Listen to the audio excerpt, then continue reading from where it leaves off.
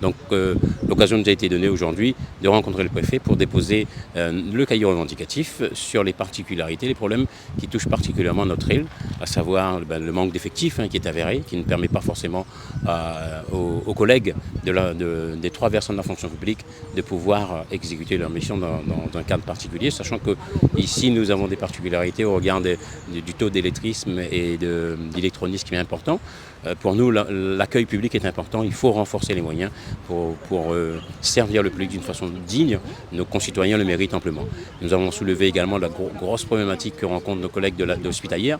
On a insisté sur le fait que pour nous, la santé, il n'y a pas de prix pour la santé. Il faut mettre les moyens pour que les concitoyens, on n'est pas à l'abri, nous, d'être demain d'être hospitalisés, donc il faut des moyens supplémentaires. Au niveau des services de l'État, effectivement, l'effectif est en diminution.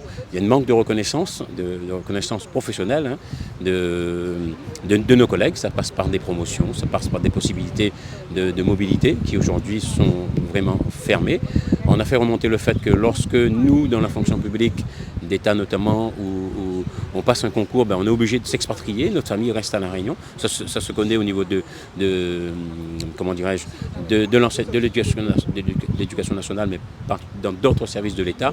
Donc on a demandé à ce que, lorsqu'il y a des concours qui sont ouverts, qu'il y ait une possibilité de recrutement local pour qu'on n'ait pas cette casse au niveau des liens familiaux. Voilà, donc d'une façon générale, il y a beaucoup de problèmes à l'île de La Réunion. On insiste sur l'intérêt de maintenir la rémunération lors d'arrêt maladie, puisque lorsque les fonctionnaires sont en arrêt maladie, on perd, au-delà du jour de carence qu'on dénonce nous, on perd 10%. Et la dernière réforme qui nous est tombée dessus, qui impacte fortement la rémunération, c'est lorsqu'un agent public ou un fonctionnaire est en arrêt longue maladie, on perd la surrémunération. Et cette réforme est entrée en application depuis février, mais malheureusement ça n'a pas été mis en exécution, en application depuis février.